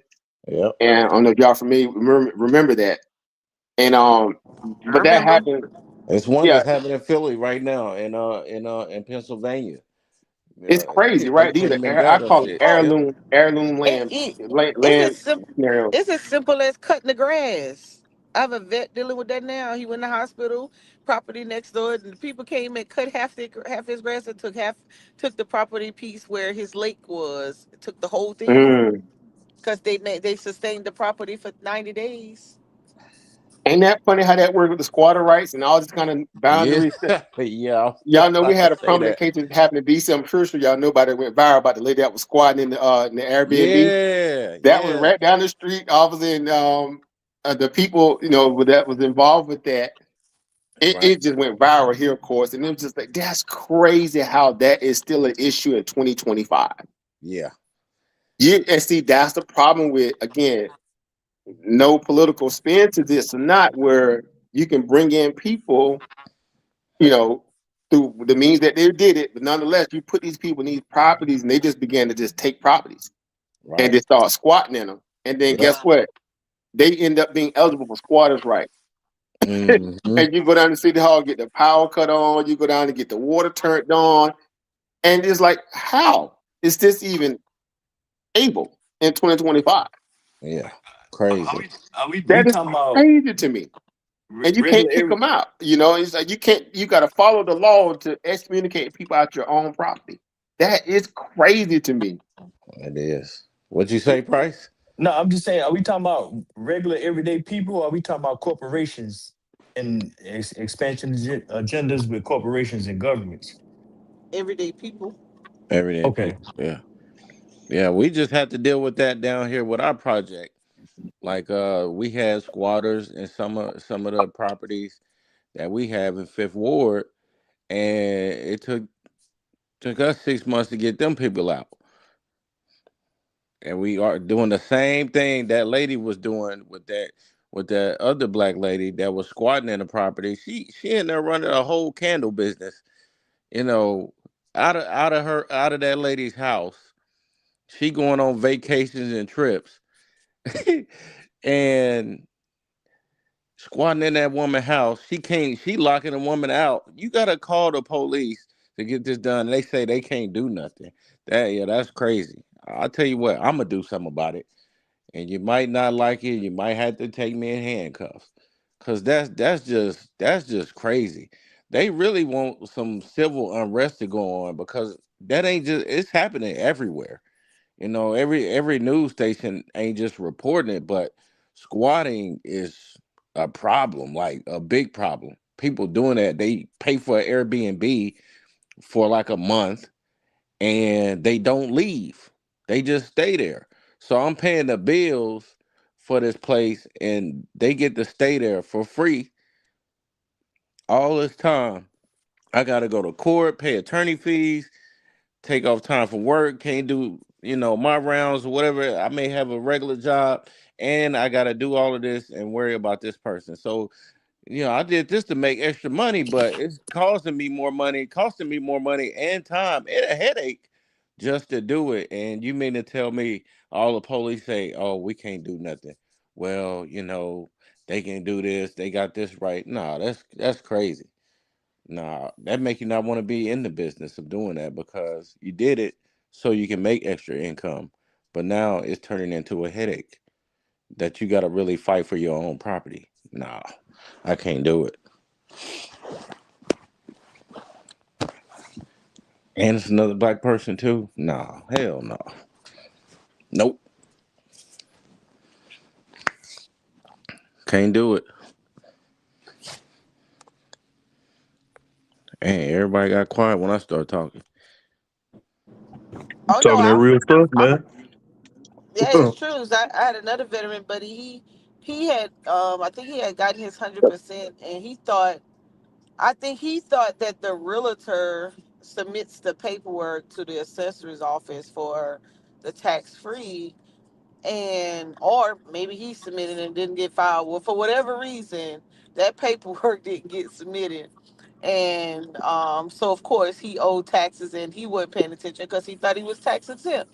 And please, they was definitely about to get him. Oh man, you talk about an uproar. It was Yeah, crazy. So yeah, I was just telling some people, hey, it's the end of the year. You all, take this time, look through your paperwork. We just had a matter of fact, the bank, we just had an incident yesterday where some scammers called one of the nonprofits and tried to wire money. And I suspect they had just enough information. But with the multi authentication these days, you can't mm-hmm, just do it. They have to send you a code. But they so good, they sent the code. And the person sent it to me, and I was like, "Why are you sending me this?" And they was like, "Well, you trying to get to account? It sent me a code." I was like, "No, I'm not." And they called. I guess after a period of time, they didn't get a response, so they called them, and they was like, "Yeah, somebody trying to do a wire transfer. I need you to verify." Such and such, and he was like, no, I'm not trying to do a wire transfer." that's Then they crazy. called back like they were the fraud department. Let me tell you, they had this thing down packed. They Yeah, called back like they were the fraud department and said, "Oh, somebody in Atlanta, tried to use your credentials. They couldn't verify, so we got them in handcuffs, right?" yeah, So the next morning, he called, which was this morning, and the bank was like, we didn't call you. And it was like, we didn't call, we didn't try to verify, and ain't nobody came in here trying to, portray to be you like a wire. And so they's like, send me what you received. So when they sent the message, they said that their number had been compromised, and that I think in the text, it had all the right verbiage, and then it had call this number ASAP if this is not you. And it was like, well, we would never put ASAP, so that right there tell us they spoof you. Right. Um, Right. and that the only reason they raised the alert the next day was because there was the amount of money that they was trying to pull, or whatnot. So you guys be careful with your bank accounts, and if you haven't started changing your passwords, you might want to, because they are very savvy. They pulled that whole thing off yesterday, and it's only because if it probably would have went another way if he had responded to that call when they said we trying to verify your wire. He's like, I didn't do no wire, but let me call you back. Let me call Mo, and I know I didn't do it because they show was gonna get us. They was about to Yeah. wipe out their account. Yeah. Yeah. Gang season. It's always scam season, but I tell you that. They But was they in need Atlanta. Uh, well, the no. the he But lives in Atlanta. The Oh. account um is in South Carolina, but he Oh. lives in Atlanta. So they must have spoofed his information. Yeah. Um, but but the it's a two factor nonprofit. work. The Yeah. two Yeah, factor heck yeah. authentication work. So Yeah. Yes. Yes. Yeah. It works. It does work, but people don't be Yeah. wanting to do it because they don't be wanting to. Oh man, I ain't trying to do all that. I'm like, shit, you better. Listen, I would turn that darn artifact on everything I have, even though majority of it already has it. But I still went, and I was changing passwords like crazy. I was like, they ain't about to get me. Yeah. Well, yesterday I went and checked all my brokerage accounts. I had to make sure that all my numbers updated and all of that because that should be happening. It be happening a lot. I mean, I've seen too many times where elderly women be getting they get robbed the most out of everybody. Yeah. They get scammed the most out of everybody. This is documented, and people don't think it can happen to them, and it definitely can. You for sure can get hacked. I mean, I had it happen to me before. The little PayPal emails they be trying to get people with, the text Yeah. messages.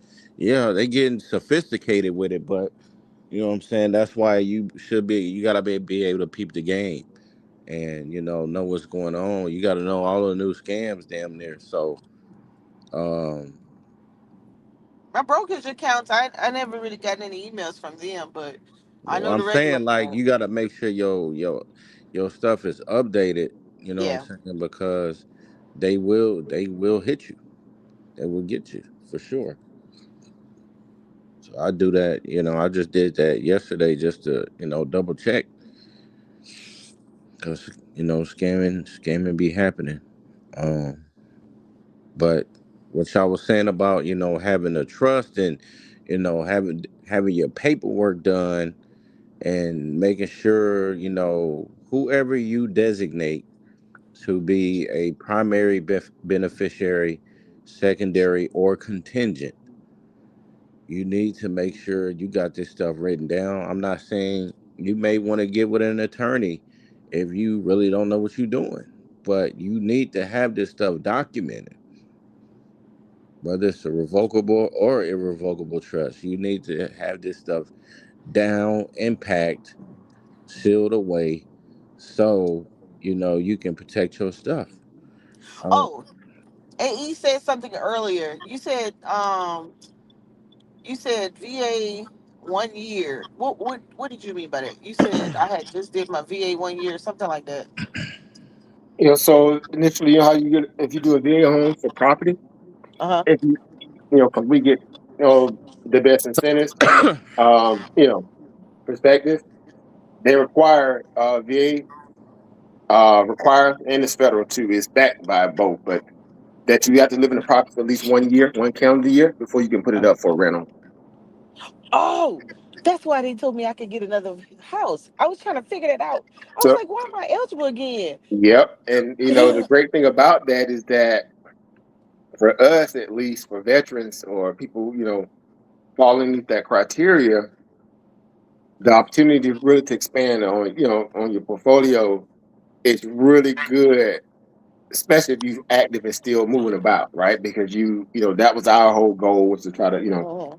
everywhere we went, let's see if we can, get in the game.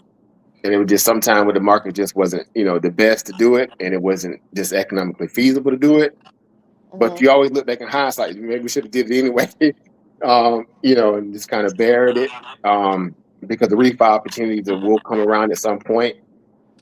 And but that's the whole thing with now with people who are trying to, again, expand on their portfolio, their housing portfolios, where you saw a lot of these government officials, all Yeah. that kind of dirt began to come out about all these sitting Congress people and Senate, sitting DAs that was out there, bending the laws and buying up all this property that Mhm. me and you could never do, that we could never get away with. Yeah. It shined a light on exactly how well we know the system is beyond corrupt, of course, but it's funny how you can do everything right and still get penalized, right? Or you still have to go through all this unnecessary red tape, and the criminal element just has ease of access to opportunity. It baffles again that we're still playing by a lot of antiquated, rules where those things can be a problem. And I'm like, man, imagine had we, did it the straight corporate way and just didn't have this military, background, especially when it came to real estate, whatever, you really had to, be able to shake and move, right? You have to be able to shake and move, have access to capital. And it's funny because in this day and age, when you have people who have issues with losing their houses because, for tax, they ain't paying the taxes, this, that, and the third. I'm like, well, who in their right mind would not have an escrow on a housing purchase? Even if you're trying to get taxes status, if you're not coming in under LLC or some kind of special, clause where you're getting exempt status, it's like paying child support before the baby get here if you know you're gonna have an issue with that baby mother. Go ahead and Mhm. get yourself on it before you go down that route. You ain't And never lying. at least you can always take it off later and be covered, as opposed to trusting it. It's like when people who went down with the arms, right? Adjustable rate mortgages. Well, guess what? When the economy turns from sugar to what we saw what happened with that during the GFC. And that was a lot of criminal subprime lending contracts and stuff too. But it was a perfect conditions for everybody just to get scammed. And the investment bankers were making so much money passing around all these tax liens, and they were just selling tax liens or selling counts, or excuse me, credit accounts like running water, and these people were picking them up like for pennies on the dollar and raising people rates, from a 7% to a 14. It was just crazy that we heard during that time. But it just shows you again just how, like, there's the way to do business in this day and age. It really requires that you just say, you know what, what's the most easy ironclad way I can get all this stuff done. If I have to pay a little extra because the system is warranting it, then you may have to do so, just to make sure your paperwork is right, because you don't want to be in a scenario where you have a transferable or a floating deed where a company might not have been founded and they go out of business, and now someone is holding your deed. You're going to sell the property, and you got to locate the deed. And you paid the service, it's in your paperwork, but guess what? Now you got to track down that company. That has happened, and it's so many different things you got to be cognizant of when you go into the real estate market. But if you do everything again right, you should be good. You should be good. And I'm saying that because you don't want to cut corners. It's just not worth it in this day and age. It's not worth the headache unless you have the level of capital and attorneys to help you navigate it. You know what I'm saying? It's really, really it's really crazy out there these days, this day and age. And, with so many people, again, like we talked about earlier, these tech bros now want to become real estate bros. Well, we saw what happened with the last Airbnb bros. What happened with them? They got railroaded. Mm-hmm. All the people that went up and bought all the Airbnb properties before COVID, what happened to them? They got crushed. Yep. They got Damn crushed. it, them things. And they thought they were going to be a part of the next big wave, right? Oh, no, this is great because vacation and this people want to just, and the market changed on a dime, and those guys got stuck holding that bag. A lot of them still messed up. Yep. But yeah, it's important to know, again, you got to be flexible with the market. Again, not exact science we like to say, but you definitely better know how to protect your six. Military term, your backside, of course. Facts. Because then again, this is not hard to do that. And I'm saying that because the political climate is only going to get more ratcheted up more and more going forward. We're not going back to the old ways of how we look at government. Government has become an entity now. It's big enough where it can survive literally on its own, left to its own devices. And that's scary. Because it takes away the power of people's ability to, pick and choose their market, pick and choose their right to liaison within their own rights, as opposed to waiting on government. And that can become a problem when it comes to the biggest things that you're going to deal with as a purchaser in this country. What? Real estate. Right? The greatest purchase you ever make in this country is real estate. Mm-hmm. And the greatest investment is your children, right? Being able to produce a child and nurture it all the way up until 18 and provide it with everything it needs to sustain itself once you leave here, or even to the point where they can take it and run with it. Right. And I'm like, well, those two things alone, cars and all that stuff, that's discretional, But a roof over your head and children, if you want to have a family, those two things are non-negotiable. You need to learn everything you can about those two entities. Yep. And from that, it'll help you become more solid in dealing with those small things, like again, discretional spend and whatever, certain investments or whatever. The security aspect of that, again, with KYC, you talking about that earlier about security issues. Now, it's better to be safe than sorry. I guess that's my point I'm making. But yeah, it's a lot, man. It's a lot. It's a lot. I agree. Thankfully, you guys are on y'all square, and you guys been putting in that work for so long. Experience has definitely taught us a lot. Man, what is going on? It's going on about a 10-piece next year, right? 2026. Yeah, you say again? Oh, I think it's been what? Yep. It's going on 10 years. yeah. Yeah. So 2026. Man, that's crazy. 2016. yeah. Yeah, that's interesting. Again, I always say, when you hear about a lot of people when we watch these content, creators or whoever, this, that, and the third, who, and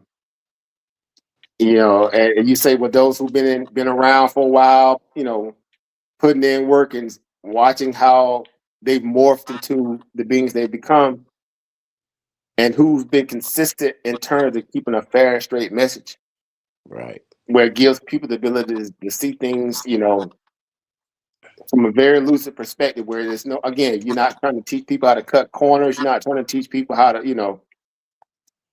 do all these intricate backflips and this, that, and the third. Yep. Those are the people that you don't see. Because their message won't stand. It won't stand when it comes to truth to power, right? You Right. got to give people actionable intel, and you got to give people stuff that they need to be very cognizant of, where it makes them feel like they're invested to do the hard work to get every aspect of the information down point, so they won't have an issue in the future. And I would say, I can honestly say, you guys have done that. We all have been very, complicit in giving people really good, actionable intel, teaching them that the research is more important than the end result. That's And a fact.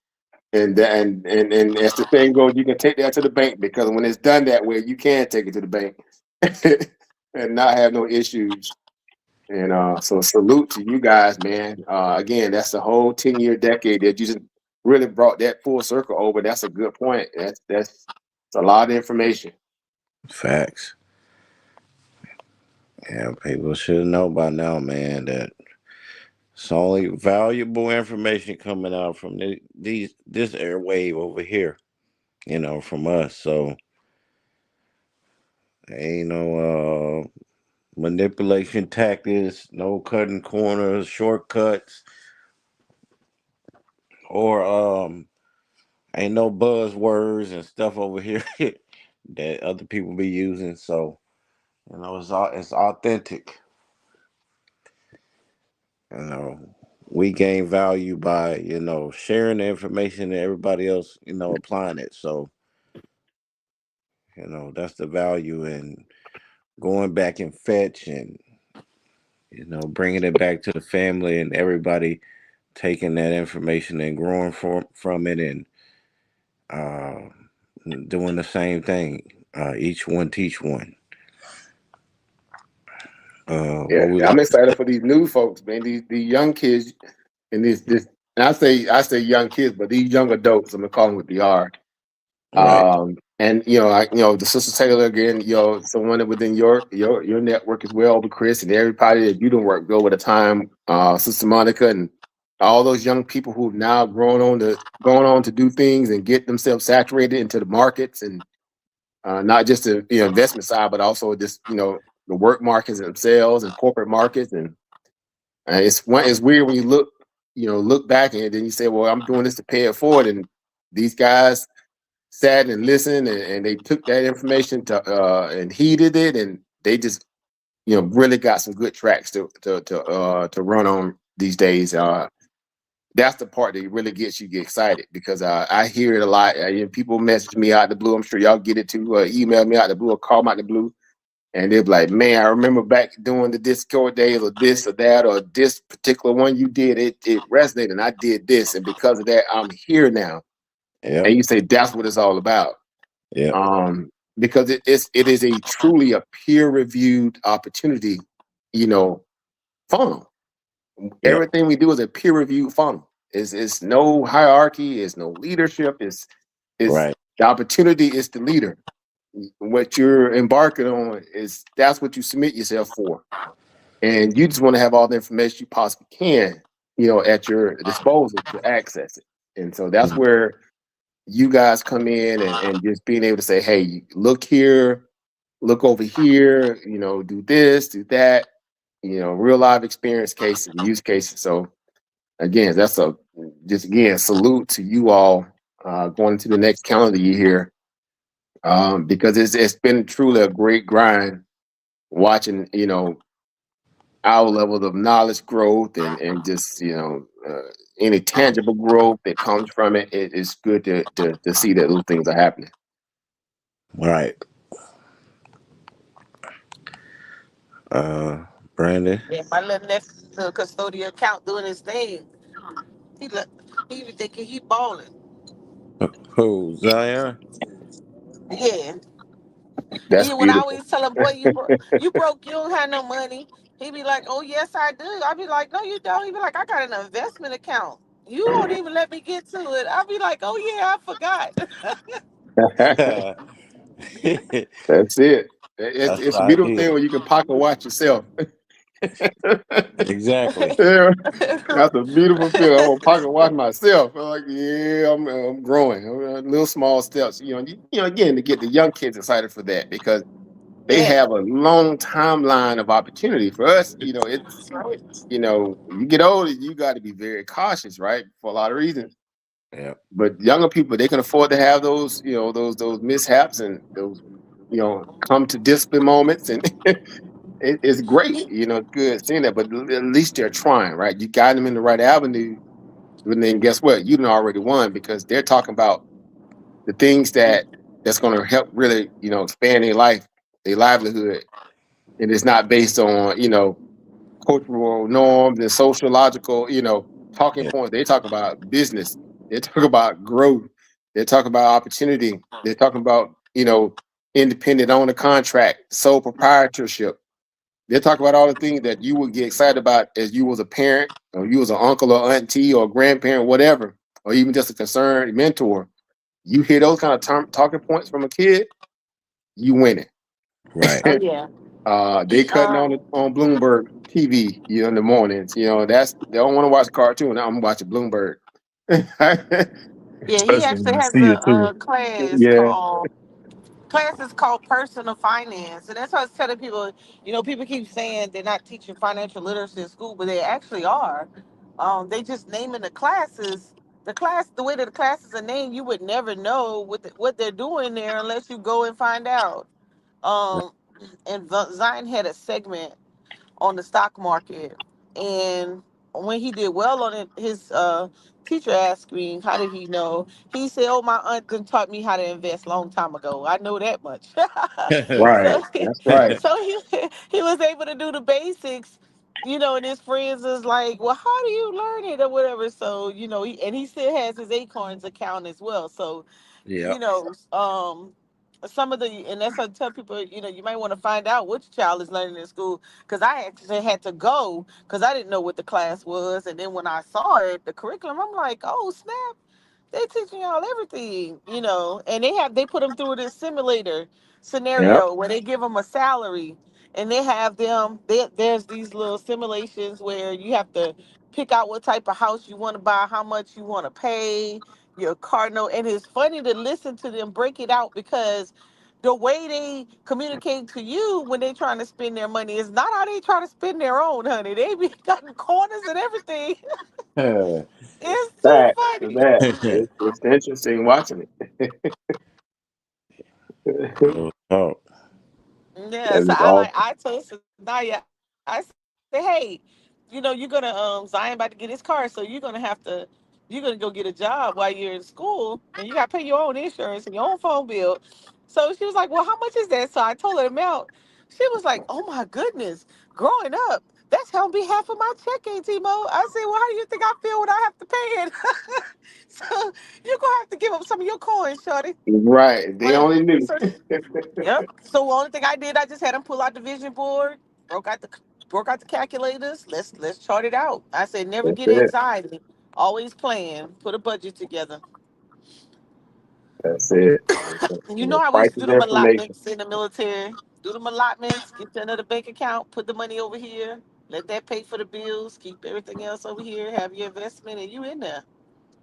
I Mm-hmm. live by that thesis today because I always tell myself, man, had I took heed at a time when someone was trying to put game in me, when I first touched down to my first station, it was like, look, I had a guy that was a lieutenant colonel.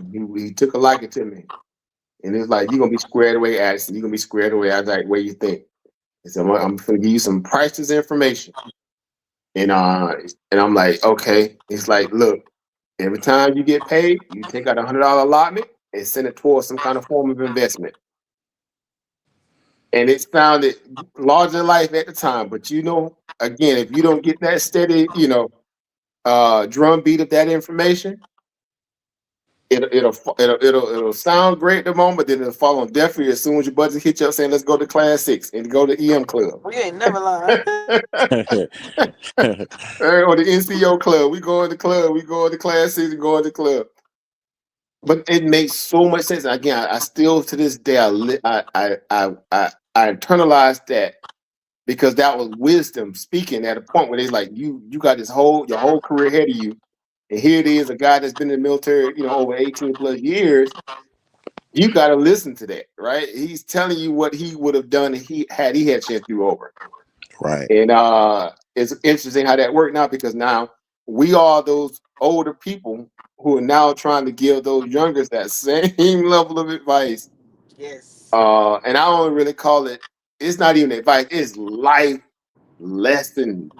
It's life. These Sustainability life. plan. Assessment. Barometers of. You need this in your life. If you in a position where you can leverage opportunity, this is what you need to be trying to do. And so again, I can't stress it enough. You guys have been doing the work. man, these kids benefiting. If they tuned in at any one point, they're benefiting. Right. And they have benefited, past tense.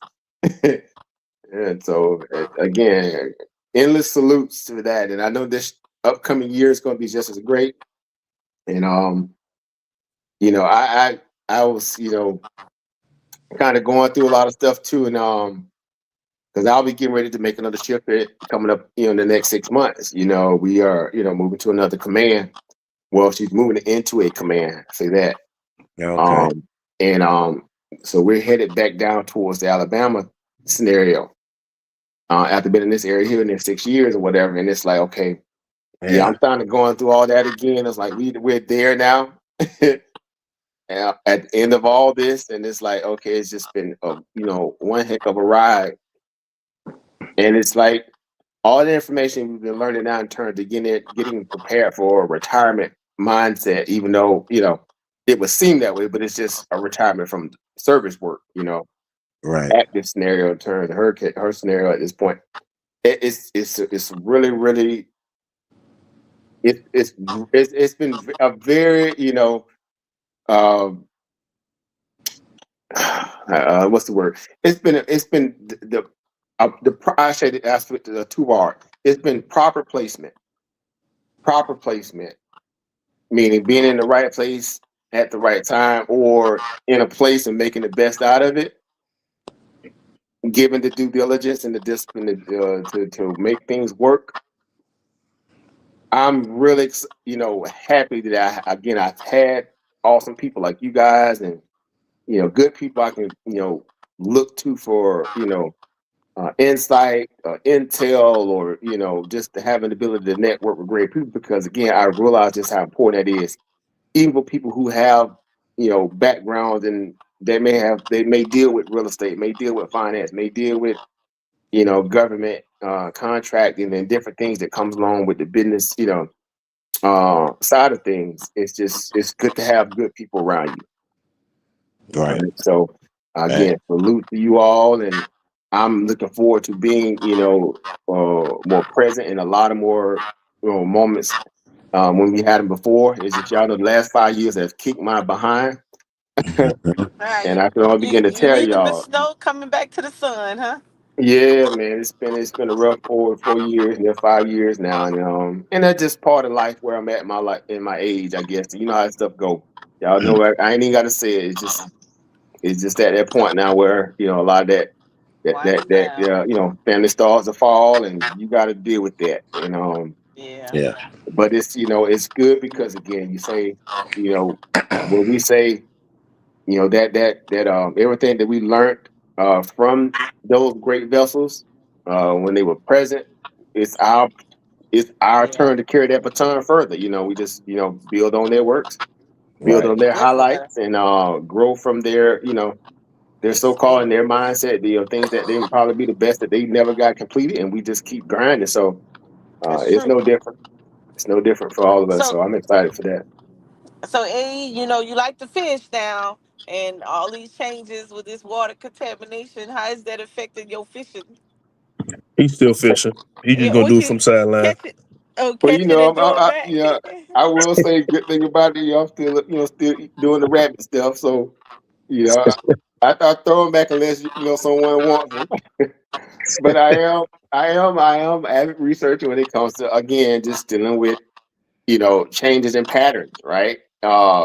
Weather, contaminants. Because this area here is weird. Because if you guys have any kind of insight on the DC area, like the lower Potomac as opposed to the upper Potomac, when we say it's like New York people, they'll know when you say the upper Hudson or lower Hudson. Right. Upper Hudson is the clean area. That's Poughkeepsie. That's new with Newborn. That's like upper New York. Nyack, up way up, northern New York. Lower Hudson, that's gonna be down towards the boroughs Yep. and the Manhattan where all the bodies get thrown in at. Yep. The catfish are a lot fatter in the lower Hudson than they are the northern. If y'all catch my drift. He said the It- catfish are much fatter. the rats and the pollutants that go into the water, and everything kind of mutates a little bit. Mhm. Uh, but that's true story. True story. It's odd how they act. Again, it's the stories where they cut up a catfish in his fingers in their stomach. Right. It's weird, But again, that's the world we live in. Well, at least in this scenario. But that's so important too when it comes to fishermen because our thing is we want to preserve the water so we can have the luxury to have access to great fisheries. The same way a basketball player want to preserve what the courts, the equipment. Y'all know how these people who have a fancy for a certain thing, they value the security of that. Right. Right. With us, is what if it's investments, and we value the security of that, the importance of protecting it. If it's just information, it's the same reality. And Yeah. so fishing is the same for me. I'm a stickler. I love it.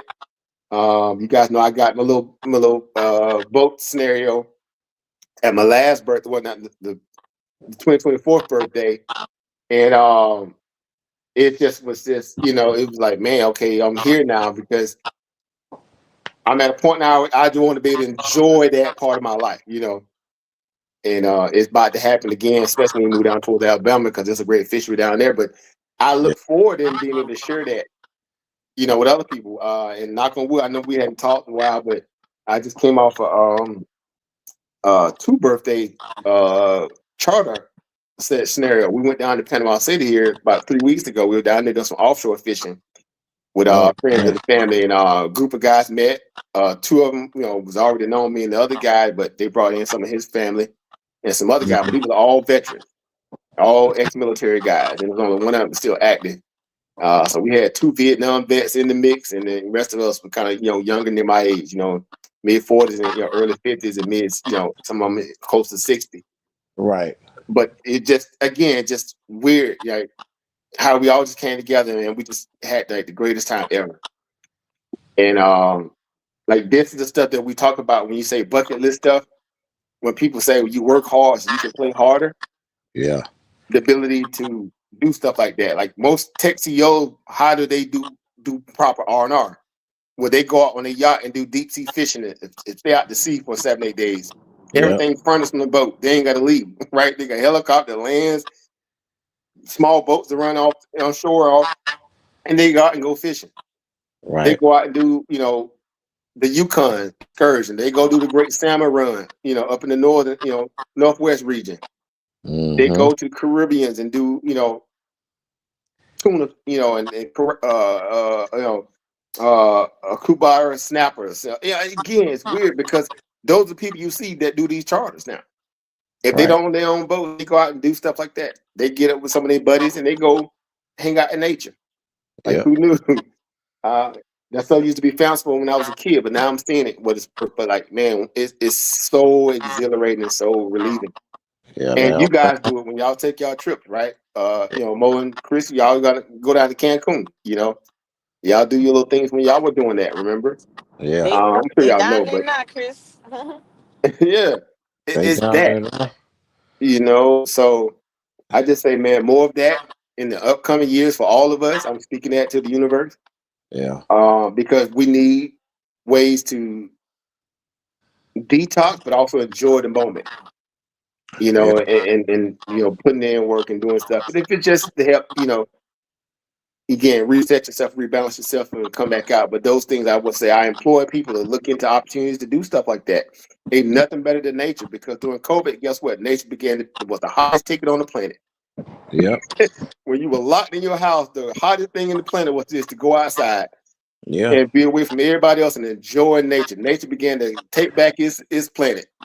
Yeah. Animals running around everywhere, like, man, what's this? Wasn't the water beautiful? I remember those The pictures. water I was was like, yeah, the there water you was go. The turning water was colors. cleaner. I was like, what? Animals were all downtown again. It was like I Am Legend. I The movie I told Am Legend with y'all, Will Smith. I told y'all when we had to sit down for 2 or 3 weeks, the earth changed a little bit. Like we actually Didn't got rain up here. We Yeah. actually didn't got a good decent amount of snow. I'm like, what is this? it? Yeah. It's all Just Christmas imagine snow. that. Yeah. how invasive we are to a planet that we're a part of by all intents and purposes. However, the shared interest of space between nature, primal nature, and so-called modern nature in us, Right. and what that looks like in a moment where we shut down all our mechanisms and technologies for a month, let alone, if you get a year out of that, what would nature do? So it's always a constant battle for space. Again, I say that to say being able to share the land, with the animals, with nature, period, but also find ways to find solace in it. I think it's priceless. So again, I agree, man. put that on your list, guys. Learn your new craft when it comes to being out in nature. If it's just throwing a frisbee, if it's fishing, it's the greatest thing ever. Of course, in my eyes, I'm always going to port that because I love it. Yeah. But it's nothing better than that. As you get older, find moments to do stuff like that. Take your girlfriends, if you're a female, go do something you'll never do on your own without a guy present. Take a fishing trip. I did water. Book a charter I did trip with your water. girlfriends and go fishing. Yeah. I Do did. told my something. I dad. learned Total off strip. watercolors. Yeah. Oh, but I You'll know be you didn't say go frisbee. even with that. I learned watercolors. I learned do how some to draw. do some different things, guys. Challenge yourself, Yeah. and you'll be so surprised what it does. It unlocks more of that childhood nature in you that you don't want to lose. Because the older you get, the more you try to hang on to that childhood energy. Yeah. It's important. And you see that every day with these big tech CEOs. They start doing all these young folk stuff again. Like, aren't you too old for that? Says who? Like, who tells you that inner child and you got to die just because your age gets older? That's dumb. Yeah. Like, I that's tell dumb. everybody You want to that. get a lot of money to go sit in a great corner with a cigar and some cognac and just sit in the dark all day for 6 hours. Like, no. That I'm ain't a like, dope life man, to me. I'm gonna Go out. laugh and joke and play around Hello. till Enjoy I'm your gone. family. Yep. Those moments you won't get back again. And look, Fact. I just say that I'll leave y'all with that because I got to get ready to get out of here. But I know Yeah. you guys already move like that in a lot of ways. If not, let me be the first to ignite that in you because time is precious. And the older you get, family members, when they begin to kind of, go through their transcendence and you start realizing those moments, those things that will come to you first. You always going to remember the greatness of the smiles and the laughter and where you were. If it was out in nature, if it was at a carnival or a fair, if it was just hanging out, whatever it is, that's that childhood memory coming back alive. And you don't want to lose that by being overly anal with the way you value and view life. Right. Which is a curse and a crutch, if you ask me, because a lot of people will go to the grave being, too hard on themselves in a way where they want to allow themselves to enjoy life and have fun. Right? Yeah. Even if you're still on your journey, you haven't accomplished what you wanted, you still don't shut down your ability to go out there and detox and enjoy life too along the way. Because it don't take a whole lot to do nothing. As one of our favorite quotes are, it don't take a whole lot to do nothing. You got to be resourceful and be smart about it. And with doing so, it'll revitalize you and put you back on the chessboard a whole lot better than what you was before. Yep.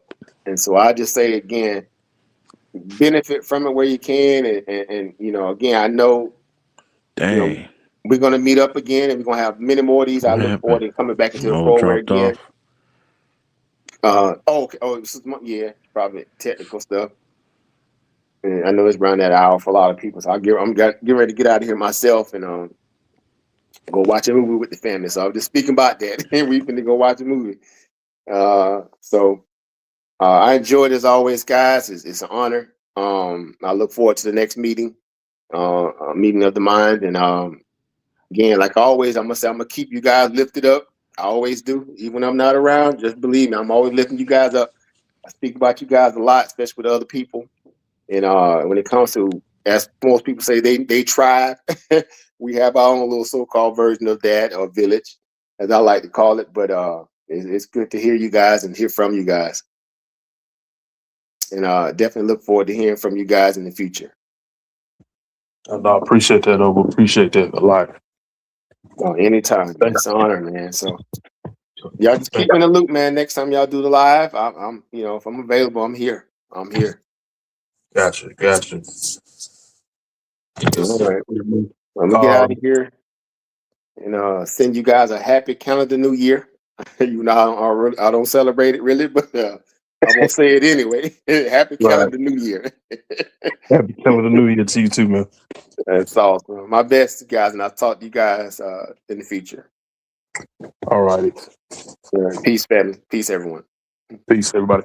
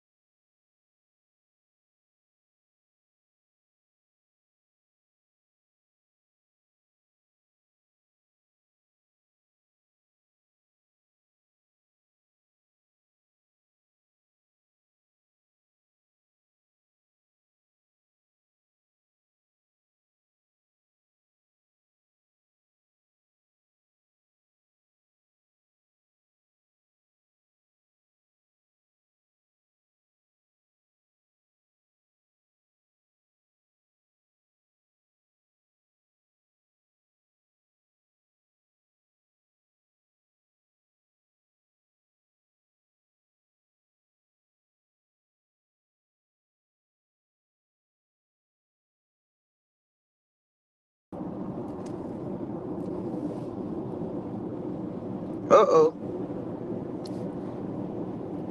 Let's see if I can get that.